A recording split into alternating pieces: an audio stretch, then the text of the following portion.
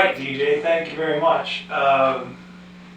So, I'm Scott Gibbs, this is DJ Ligori. We are the co-founders of Acres of Diamonds, and for those of you that don't know too much about Acres of Diamonds, it's a business that we started to help people with their mindsets. And we've been doing a lot of, let's say, we've been doing a lot of classes, right? We're 6 or 7 classes. Yep.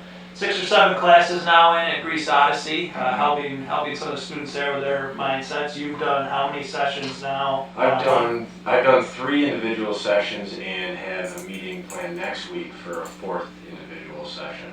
Okay. So those are, and it's all essentially the same content. I mean, the class that we're running is all the main topics that we're passionate about, that we believe have helped us with handling adversity in the Google, Amazon, Facebook world, we like to say. And those concepts are the same concepts that we apply to individual meetings. So Gotcha. It's a little bit more personal just because it's one-on-one. So something you said kind of sparks my interest, and maybe you can share some more with that. Yeah. So the mindset stuff that we talk to people about is to handle adversity, right, Yes, in their correct. life, and to have more productive outcomes in their lives. Mhm. So why are we here today? So we're here today because the main beliefs of Acres of Diamonds is that everybody inherently has greatness within them. And at times this greatness is covered by fear, uncertainty, and doubt. And more than ever, right now, we are in a huge concentration of fear, uncertainty, and doubt with this new coronavirus outbreak.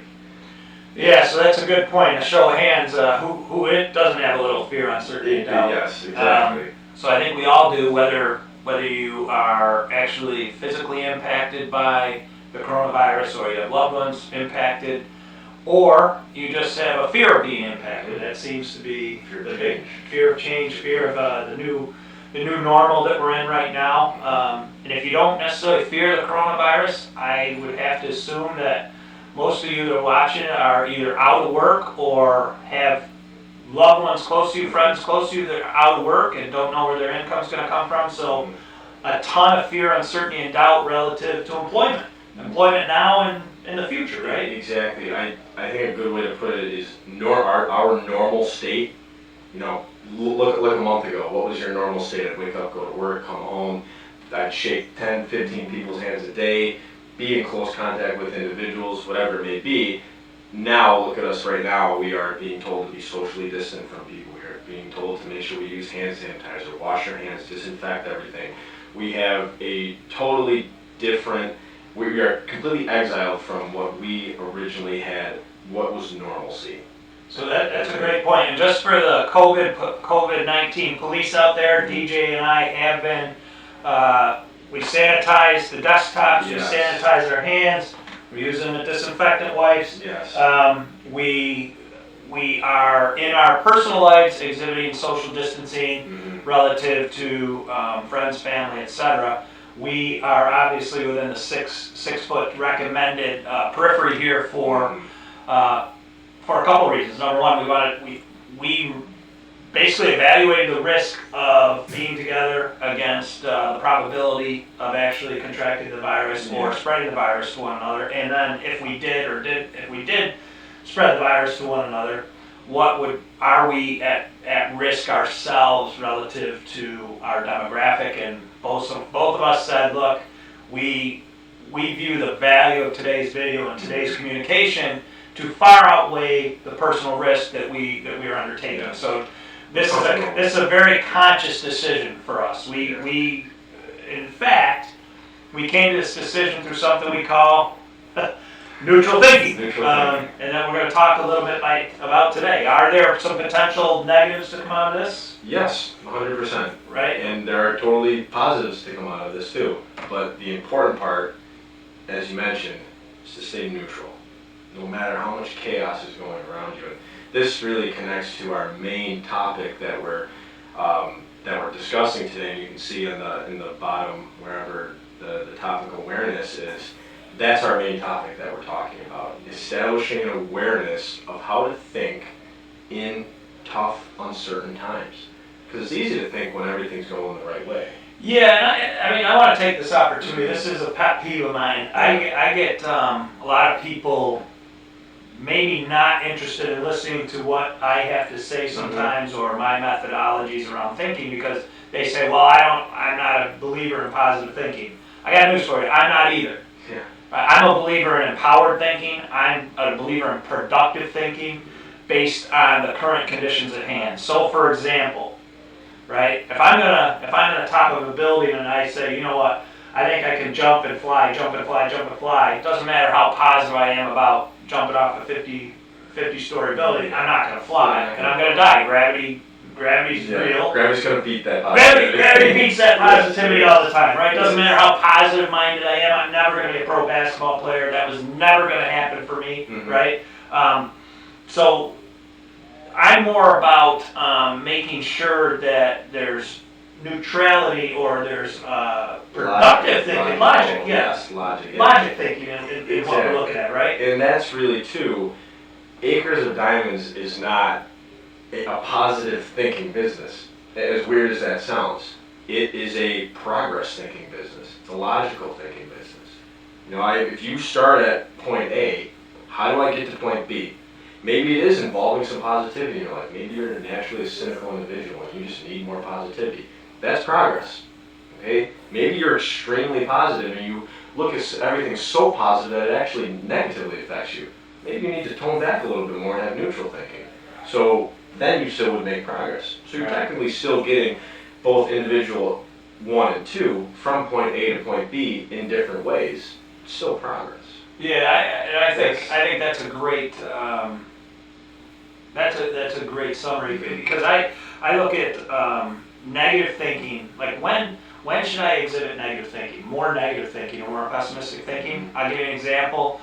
So you and I have made a decision about one another, about our proximity to one another and whether or not this is going to be worth the risk. Yes. We've said yes. Now, that being said, I have parents in their 70s, right? And I have a mother-in-law that's almost 90, right? Yeah. I am going to take much different approaches with them, right? Yes. I am not, without their permission, I'm not going to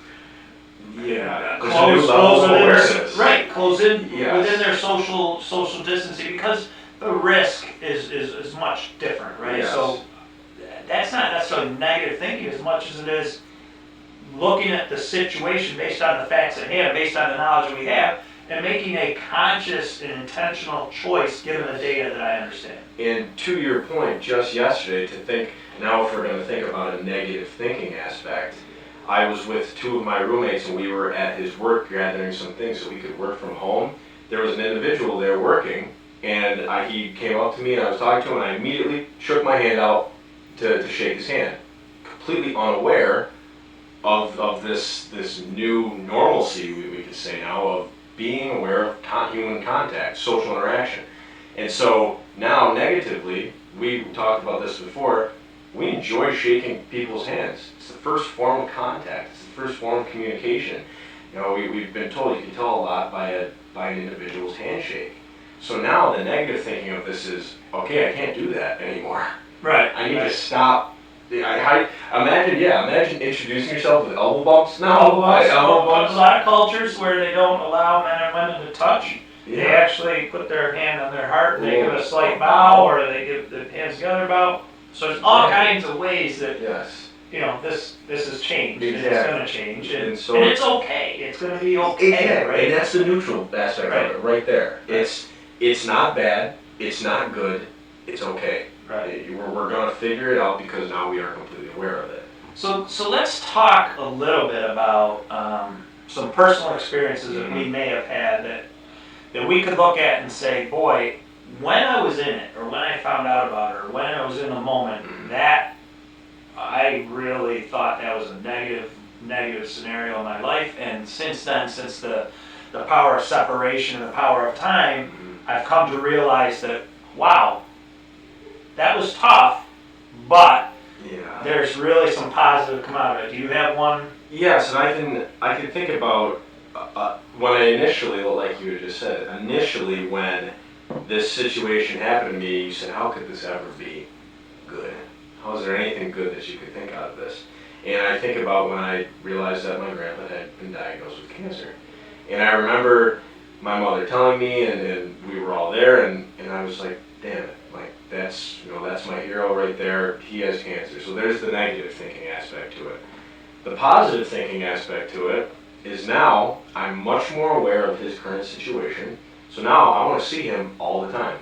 So that means every single weekend, most of those weekends, I was with him. I wanted to go. I don't care if we sit out on the back deck and just are there together. No matter what it is. Most of the time every time we always had fun. And so that is the positive aspect to it. Now I get to see my grandpa all the time. So now the neutral aspect to this is, okay, now one, I'm completely aware of his current situation. Two, I want to now spend more time with him because so that I can make as many memories as possible. Period. There's your logic.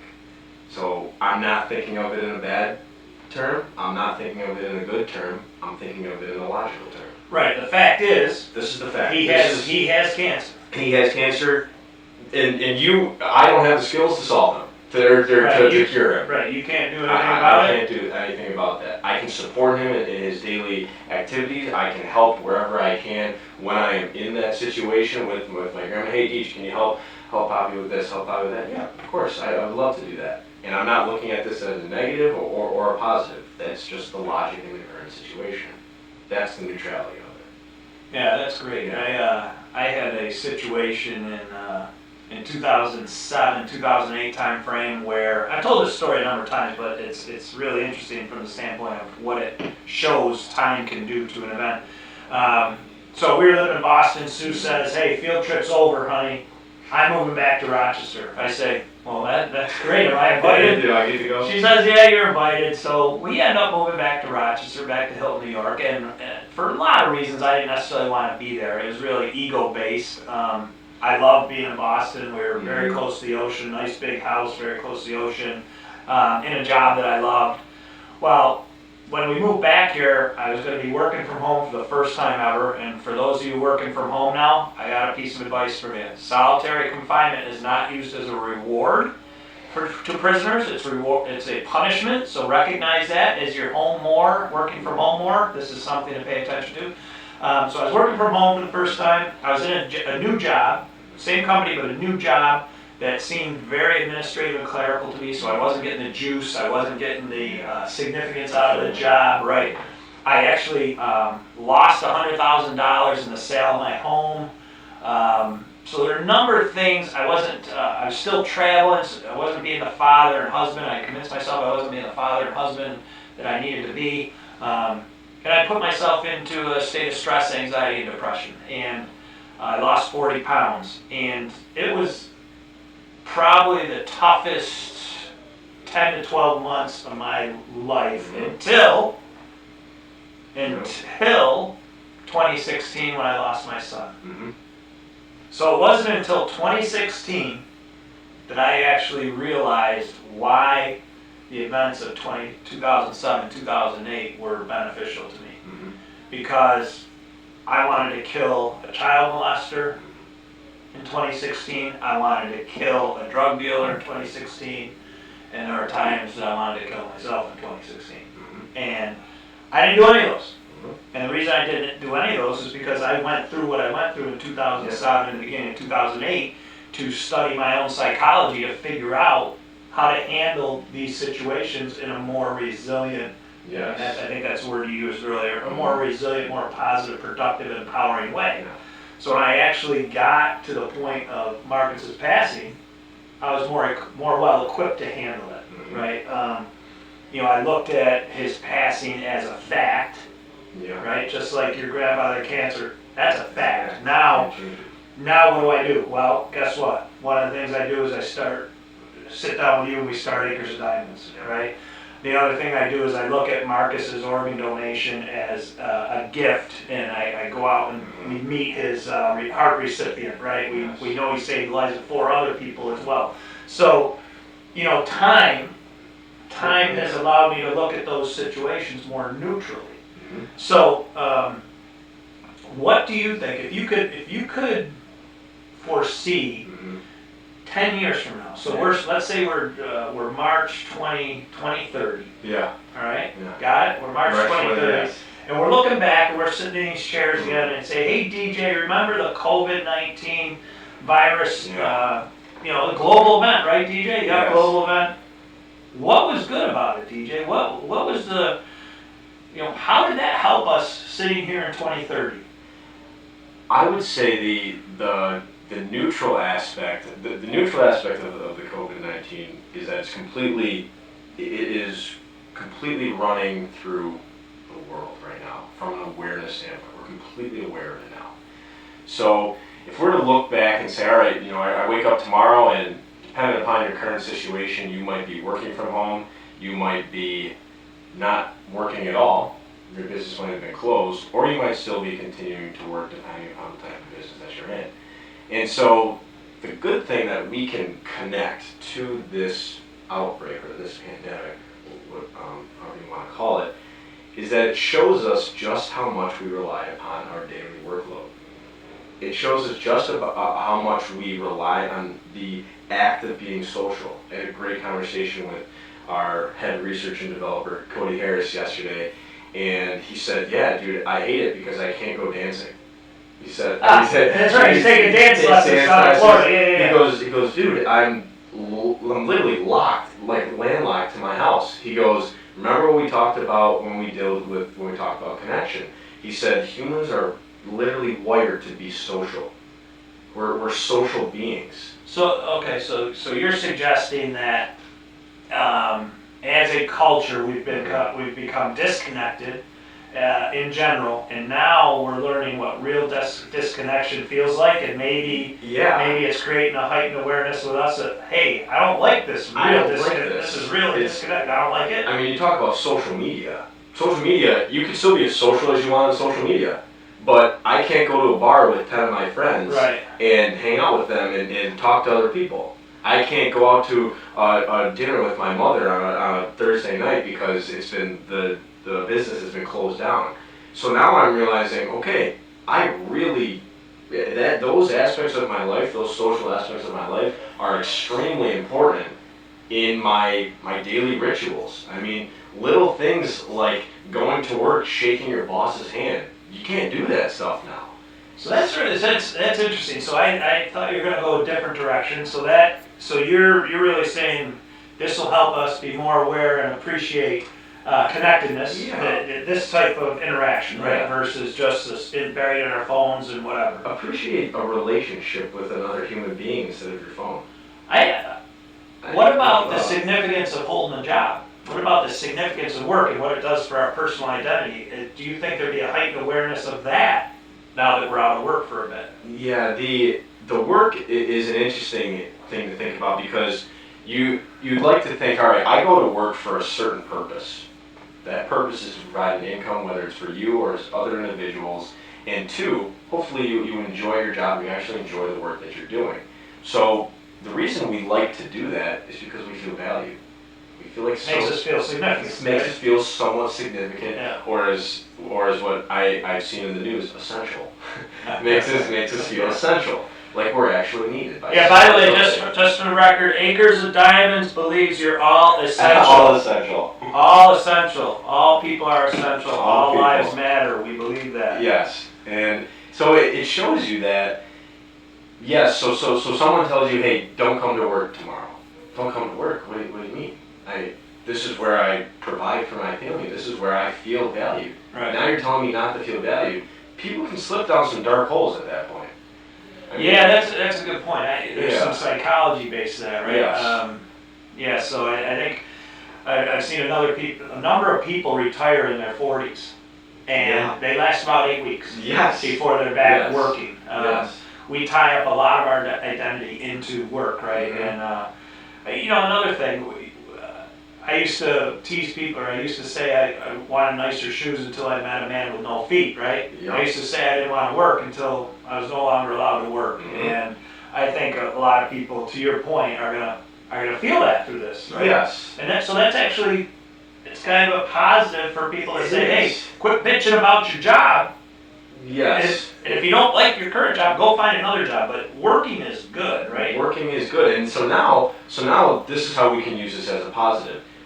2 months from now, let's say hypothetically that all this goes away and we're allowed to go back to work. Now, that first day you log into your computer and you're sitting in your office and you go, I'm back. I'm back to where I now have a value to maybe someone else, to maybe a medical provider, to maybe an automotive company, whatever it may be. Now my value has just gotten back to where it was. I lost it for a couple months. And that is how we can use this COVID-19 as an awareness realization, almost. Right. Use it as something that says, okay, our normalcy state has been shattered. Here is our new normal. I'm not allowed to give you a high five. I'm not allowed to shake your hand. I have lice all over my house now, and I have to talk 6 feet away from you. Now, when we're back into that 3-month window, when we're back into normalcy, now we say, wow, I appreciate a good handshake now. Yeah. I appreciate a good relationship. Right. I appreciate driving into work. Yeah, please don't touch me. Yeah. I appreciate these little nuances of life that were taken away from me for a couple months. Yeah, that's a great point. I think one of the unintended benefits or the unrealized benefits of this is, from my perspective, whether I agree with the shutdown of labor and essential versus non-essential is kind of immaterial. The fact that it's happened now, I think it unites people. You know, whether it's towns, cities, countries, and nations. It unites the world under a common purpose right now. Yes. Right? Which we really need in this country right now. There's social unrest, there's income unrest, there's political unrest, there's race unrest. And don't get me wrong, there will be some more of that coming as a result of what we're going through.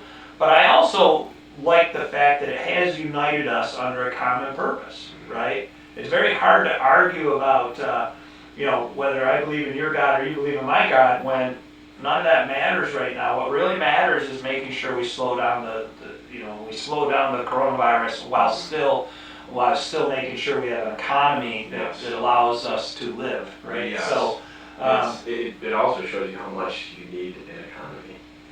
Right. So yeah, it's basically, I mean, to put it in a nutshell, it's showing us how much normalcy we need.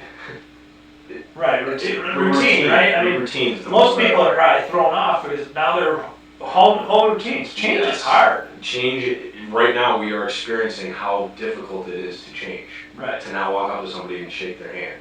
I mean, try to do that for a week. Once we're back into a normal state, walk up to people and somebody you introduce yourself to and not shake their hand. It'll feel uncomfortable.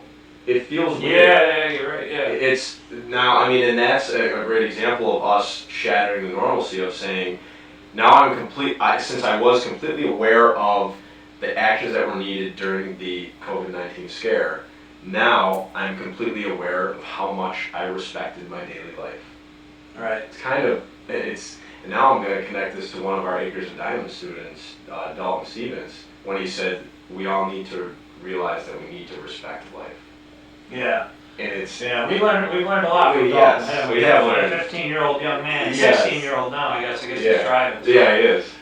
We did learn, and that was one of the concepts that he really was important, was very passionate about, was respecting life. And this is a great example of us realizing now, okay, I'm going to respect the life I had. Yeah. It's really, I kind of love it. So I like the concept of looking at this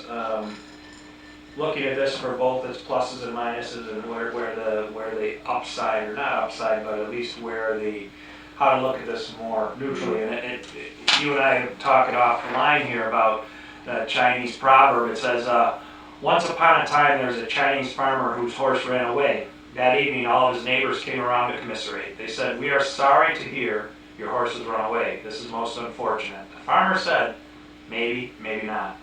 The next day the horse came back, bringing 7 new wild horses with it, and in the evening All the neighbors came back and said, oh, isn't that lucky? What a great turn of events. You now have 8 horses. The farmer again said, maybe, maybe not. The following day, his son tried to break one of the horses, and while riding, he was thrown and broke his leg.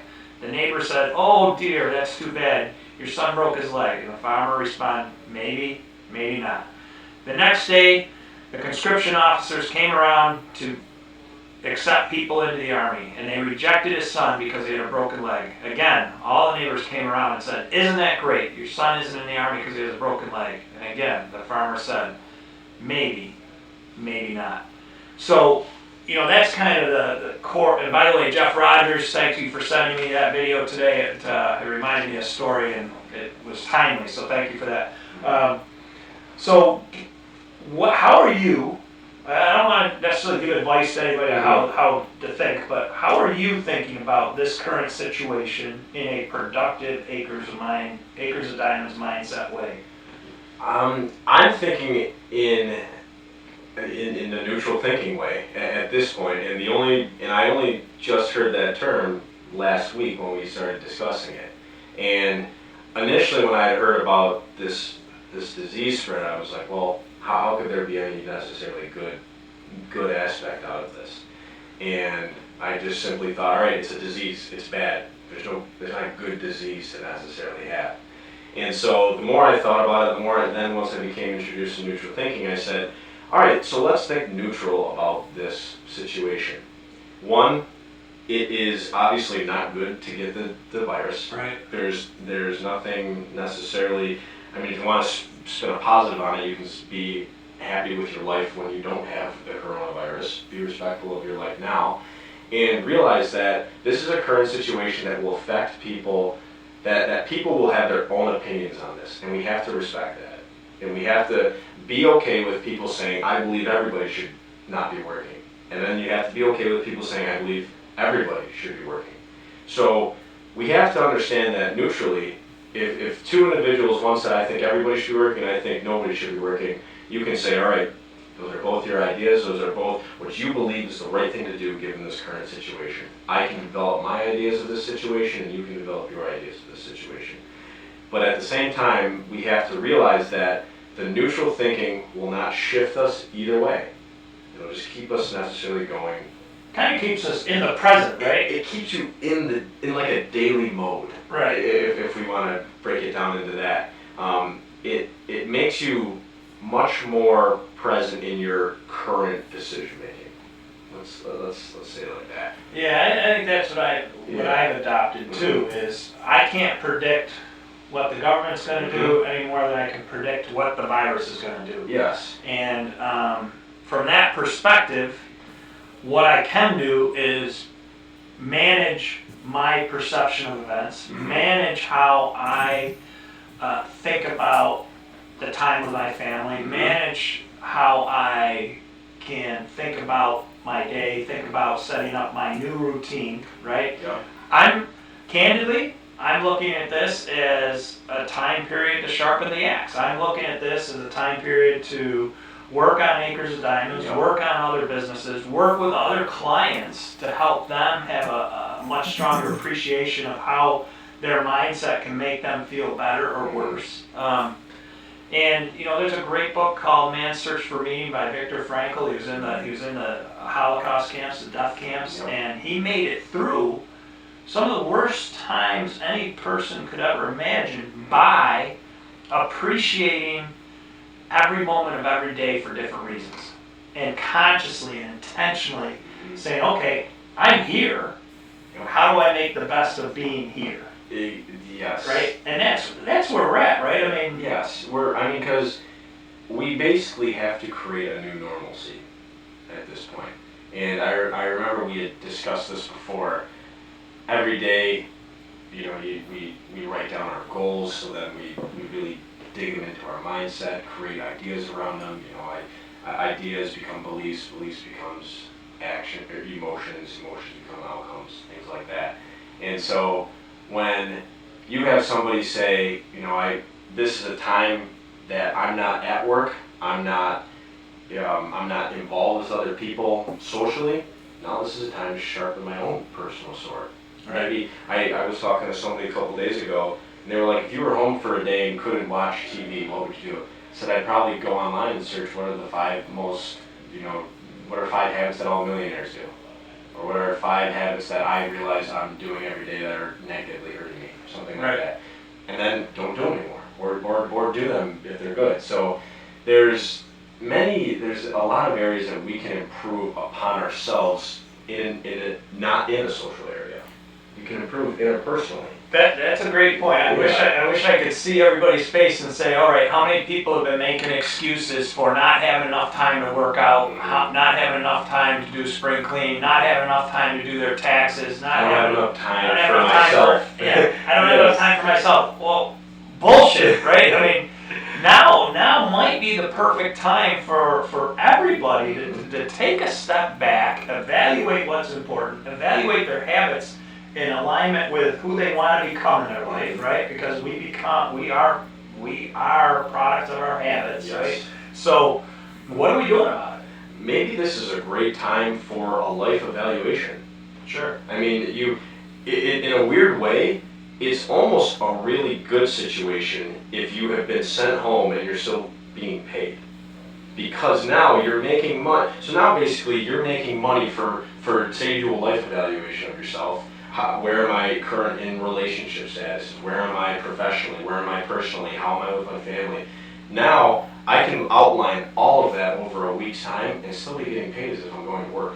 And even if you're not getting paid, right? Let's say you're not getting paid. Yeah. It's estimated 60 or 70% of America is unhappy in the job they're in.